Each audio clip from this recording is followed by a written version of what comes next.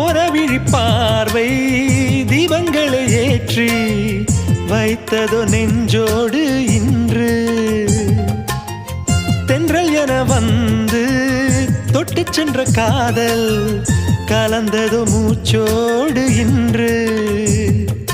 காதல் என்னும் வார்த்தை அது வார்த்தை அல்ல வாழ்க்கை வாழ்ந்து பார்த்து நீ சொல்லம்மா